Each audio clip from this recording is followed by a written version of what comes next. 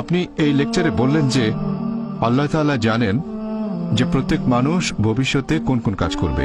আমরা আমাদের ভবিষ্যতে কি করব, এই পৃথিবী কেন সৃষ্টি হয়েছে, আমি কোথায় পৌঁছাবো, আমি পরের মুহূর্তেও কি করব, সেটা আগে থেকেই ঠিক, তাই না? এখন পরীক্ষা শব্দটা কি এখানে সঠিক?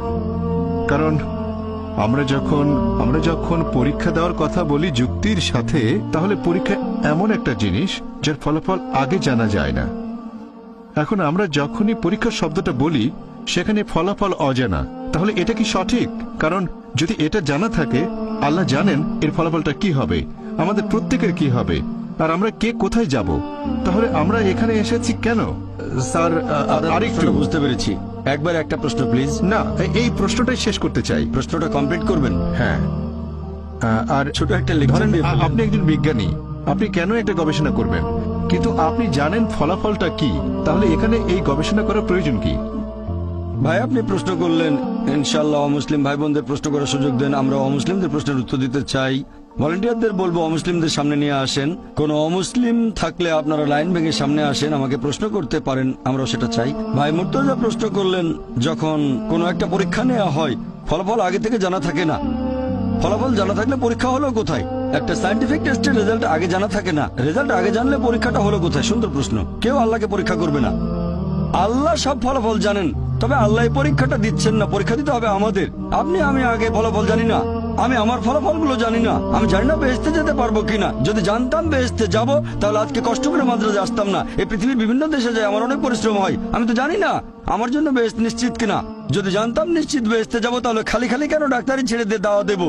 আমি জানি না, আমি নিশ্চিত না যে বেহেশতে যেতে পারবো কিনা। আমি আল্লাহ তাআলার কাছে দয়া প্রার্থনা করছি, আমাকে দয়া করো, বেহেশতে দাখিল করো। আমি আল্লাহ তাআলার কাছে দোয়া করছি। এভাবে বলবো না যে আমি খুব ভালো দায়িতা বেহেশতে চলে যাব। যে মানুষটা পরীক্ষা দিচ্ছে সে আগে থেকে ফলাফল জানে না। আপনি জানেন না বেহেশতে যাবেন না দোজখে, আমিও জানি না, তবে আল্লাহ জানেন। আমি আমার লেকচারে একটা উদাহরণ দিয়েছিলাম। একজন টিচার যখন পরীক্ষা নিচ্ছেন, অনেক সময় টিচার ফলাফলটা অনুমান করতে পারেন। টিচার জানেন এই ছাত্র পরীক্ষায় ফার্স্ট হবে, তারপরে এই ফেল করতে পারে। তাহলে কি বলবেন যে আমি পরীক্ষা দিতে যাব না? পরীক্ষা দেবেন আপনি, টিচার পরীক্ষা দেবেন না। এখন বিজ্ঞানী যখন কিছু গবেষণা করেন, সেই বিজ্ঞানী আগে থেকে ফলাফলটা জানেন না, সেজন্য তিনি গবেষণা করেন। আল্লাহ সুবহানাহু ওয়া তাআলা কোনো বিজ্ঞানী নন, আমাদের নিয়ে গবেষণাও করছেন না, এটা ভুল ধারণা। আল্লাহ আমাদের নিয়ে এক্সপেরিমেন্ট করছেন না। আল্লাহ সুবহানাহু ওয়া তাআলা আমাদের স্রষ্টা, বিশ্বজগতের স্রষ্টা। তিনি দুনিয়াতে সৃষ্টি করেছেন আমাদেরকে, এই মানুষকে, যাদের রয়েছে স্বাধীন ইচ্ছা, তিনি জানেন। এখন তিনি আমাদের এই পৃথিবীতে জীবন দিয়েছেন, কারণ যদি তিনি এভাবে আমাদের পরীক্ষা না করেন, তাহলে শেষ বিচারের দিনে আপনি আল্লাহ তাআলাকে প্রশ্ন করবেন, আমাকে কেন দোজখে পাঠালেন? যদি আল্লাহ দোজখে পাঠান, এটা আল্লাহ জানেন, আমি জানি না, তাহলে এটা পরীক্ষা। আর আমি আমার লেকচারে বলেছি যে আল্লাহ সুবহানাহু ওয়া তাআলা সুবিচার করেন। এখানে আল্লাহ কোন রকম পরীক্ষা দিচ্ছেন না, আমাদেরকে আল্লাহর কোনো প্রয়োজন নেই। আল্লাহ এমনিতেই সবচেয়ে মহান, আমরা এখানে পরীক্ষা দিচ্ছি আর আমরা ফলাফলটা জানি না। যেহেতু ফলাফল জানি না, সেজন্য আমরা যথাসাধ্য চেষ্টা করছি।